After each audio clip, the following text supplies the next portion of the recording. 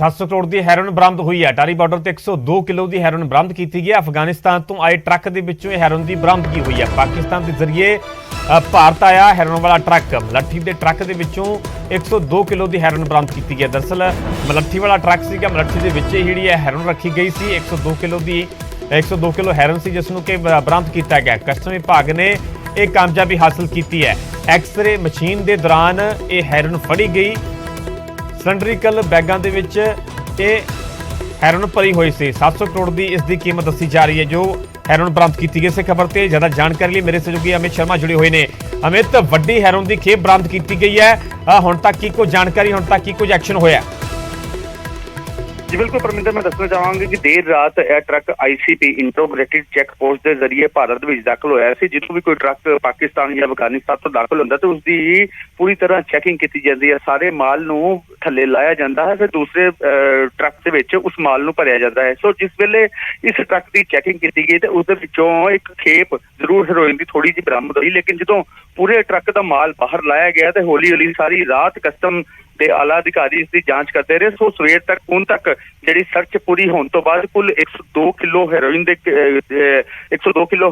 ਦੇ ਵਿੱਚੋਂ ਬਰਾਮਦ ਹੋਈ ਹੈ। ਹਾਲਾਂਕਿ ਇਸ ਦੀ ਕੀਮਤ ਜਿਹੜੀ 700 ਕਰੋੜ ਦੱਸੀ ਜਾ ਰਹੀ ਹੈ। ਸੋ ਪਹਿਲੀ ਵਾਰੀ ਪਰਮਿੰਦਰ ਦੱਸਣਾ ਚਾਹਾਂਗਾ ਕਿ ਪਹਿਲੀ ਵਾਰੀ ਇਹ ਖੇਪ ਬਰਾਮਦ ਨਹੀਂ ਹੋਈ ਹੈ। 2019 ਦੀ ਗੱਲ ਕਰੀਏ ਤਾਂ 2019 ਦੇ ਵਿੱਚ ਵੀ 532 ਕਿਲੋ ਹੈਰੋਇਨ ਵੀ ਇਸ ਇੱਕ ਟਰੱਕ ਤੋਂ ਵਿੱਚੋਂ ਬਰਾਮਦ ਹੋਈ ਸੀ, ਜਿਸ ਤੋਂ ਬਾਅਦ ਜਿਹੜਾ ਬਹੁਤ ਜਿਹੜੀ ਸਖਤੀ ਇੱਥੇ ਵਰਤੀ ਜਾਂਦੀ ਹੈ। ਸੋ ਇੰਟਰੋਗੇਟਿਡ ਚੈੱਕ ਪੋਸਟ ਦੇ ਜ਼ਰੀਏ ਜਦੋਂ ਕੋਈ ਟਰੱਕ ਆਉਂਦਾ ਹੈ ਤਾਂ ਉਸਦੀ ਚੰਗੀ ਤਰ੍ਹਾਂ ਚੈਕਿੰਗ ਕੀਤੀ ਜਾਂਦੀ ਹੈ। ਸੋ 102 ਕਿਲੋ ਹੈਰੋਇਨ ਇੱਕ ਵੱਡੀ ਮਾਤਰਾ ਦੇ ਵਿੱਚ ਖੇਪ ਜਿਹੜੀ ਕਿ ਪਾਕਿਸਤਾਨ ਤੋਂ ਭਾਰਤ ਦੇ ਵਿੱਚ ਲਿਆਂਦੀ ਗਈ ਸੀ, ਸੋ ਉਹ ਬਰਾਮਦ ਕੀਤੀ ਗਈ ਹੈ। ਸੋ ਇਹ ਜਿਹੜੇ ਟਰੱਕ ਦੇ ਵਿੱਚ ਮਲੱਠੀ ਦਾ ਮਾਲ ਸੀ ਉਹ ਇੱਕ ਦਿੱਲੀ ਦੇ ਵਪਾਰੀ ਦਾ ਸੀ। ਸੋ ਇੱਕ ਅੰਮ੍ਰਿਤਸਰ ਦਾ ਵੀ ਇਸ ਦੇ ਵਿੱਚ ਵਪਾਰੀ ਜਿਸਨੇ ਇਹ ਮਾਲ ਨੂੰ ਦਿੱਲੀ ਪਹੁੰਚਾਉਣਾ ਸੀ। ਸੋ ਹੁਣ ਵਪਾਰੀਆਂ ਕੋਲੋਂ ਵੀ ਇਸ ਦੀ ਜਾਂਚ ਕੀਤੀ ਜਾਏਗੀ।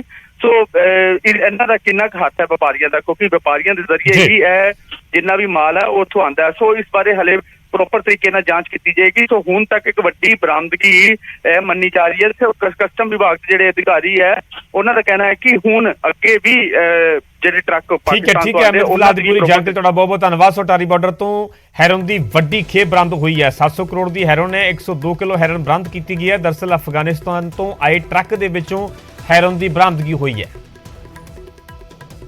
हमारा एक एग्जामिनेशन शुरू हुआ था ICP अटारी में, जिसमें लिकरस रूट ये डिक्लेयर्ड आइटम था। वो होता है मुलेठी जिसको हम बोलते हैं। तो वो एग्जामिन करते वक्त हमने जब एक्सरे मशीन में रखा तो उसमें इरेगुलर इमेजेस आए थे। तो बेस्ड ऑन दैट उसके बेसिस पे हमने वो 100% एग्जामिनेशन पे किया तो हमने पाया कि उसमें ऐसे कुछ पीसेस है जो मिक्स हुए हैं मेन मुलेठी के कंसाइनमेंट में। तो ऐसे पीसेस हमने सेपरेट किए, सेग्रीगेट किए और फिर वो ऑफिस में जाके वो ये ऐसा इसमें कैविटी बनी हुई थी, कैविटी के अंदर था तो सारा इंडिविजुअल ब्रेक करके तोड़ के हमें वो निकालना पड़ा। तो मुलेठी का ये ऐसे वुडन लॉग्स लगभग 485 किलोग्राम के लॉग्स थे। वो हमने पूरी रात भर ऑलमोस्ट चल के बहुत लंबा टाइम लगा बिकॉज इंडिविजुअली एक एक करके तोड़ना पड़ रहा था। तो वो करके आज हमने वो कंप्लीट किया प्रोसीजर। तो उसमें 102 किलो का सस्पेक्टेड मटेरियल मिला है। वो जो मटेरियल है हमने ड्रग डिटेक्शन किट से उसको टेस्टिंग किया, हमने भी किया, BSF ने भी किया और दोनों में वो हेरोइन के लिए पॉजिटिव